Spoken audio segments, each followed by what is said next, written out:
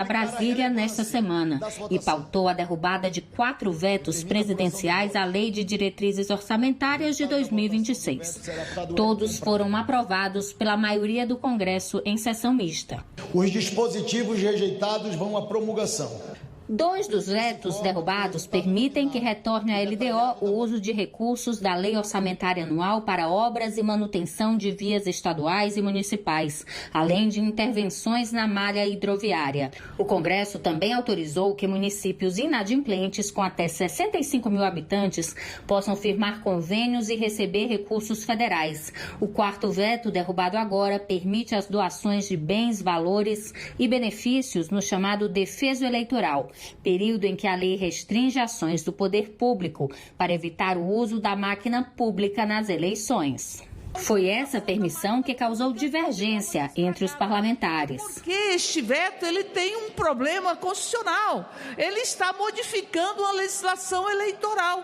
A oposição defendeu a importância de atender às necessidades dos municípios. Que mais uma vez o governo quer deixar os municípios à míngua, veta mais uma vez, como já fez em 2024, em 2025, esses mesmos artigos da LDO, para impedir o escoamento da produção. Com a derrubada dos vetos, o texto da LDO que volta a valer determina apenas a obrigatoriedade de contrapartida por parte dos municípios para a liberação de recursos. Esta deliberação é de extrema importância para que os pequenos municípios brasileiros possam ter acesso aos convênios. São estradas, são rodovias, são escolas, são unidades de saúde, são creches, são praças, enfim, são obras muito relevantes para os municípios brasileiros. A autorização de doações em período eleitoral foi considerada mais uma derrota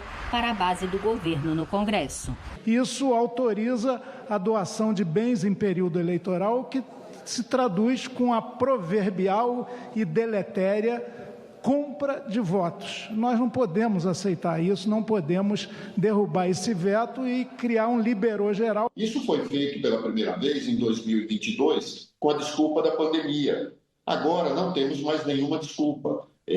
Além de todas as vantagens que quem está no cargo já possui, de poder disputar a reeleição, como é o caso dos executivos e também do legislativo, com emendas parlamentares e outras situações que beneficiam esses candidatos, nós teremos agora a possibilidade também de doações de equipamentos importantes e que nesse período são proibidos de ser distribuídos. Então, o que parece é que o Congresso está legislando para os seus interesses pessoais e contra a sociedade.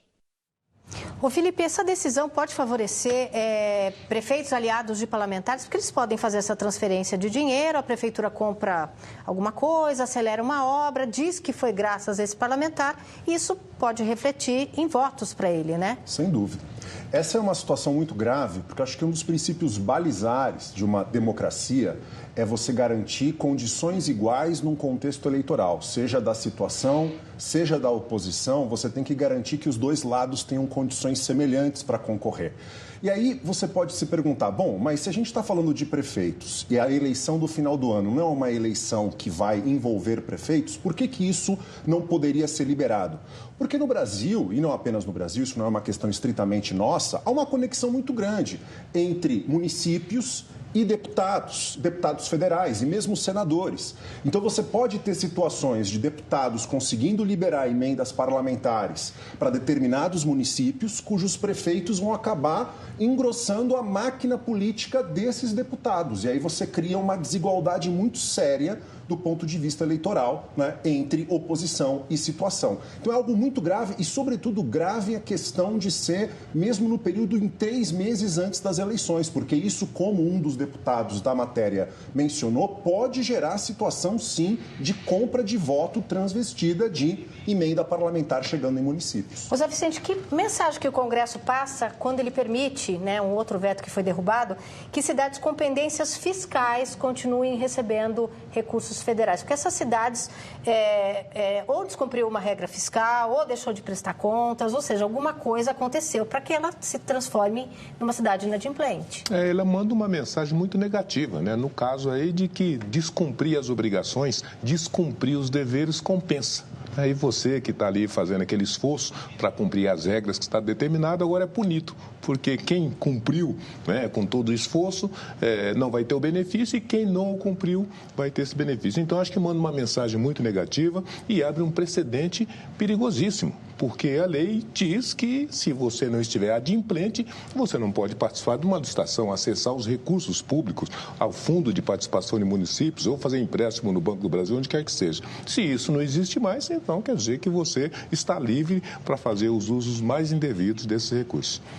A Câmara dos Deputados aprovou também uma mini-reforma eleitoral que prevê mudanças na prestação de contas dos partidos e libera o disparo de mensagens com propaganda. O texto segue agora para o Senado. O projeto não estava na pauta e foi incluído pelo presidente da Casa, Hugo Mota, logo no início da sessão. Em poucos minutos, os deputados aprovaram a urgência, que acelerou a tramitação da proposta, pulando a fase das comissões. O texto foi muito criticado por governistas e opositores. Um projeto que fala de pausa em processo para arrastar até prescrição, que fala de impunidade uma vez que não vai pagar. A gente está falando de liberou geral na véspera de eleição. A gente está falando de dirigentes fantasmas. O fundo partidário pode pagar as multas, juros e dívidas dos partidos políticos. É o pulo do gato. E aí é um pulo do gato bem grande, só que com dinheiro público. Mas no fim das discussões, o projeto acabou unindo os dois lados, que aprovaram a matéria em votação simbólica. Só que nenhum deputado quis discursar a favor da proposta, que ainda precisa passar pelo Senado.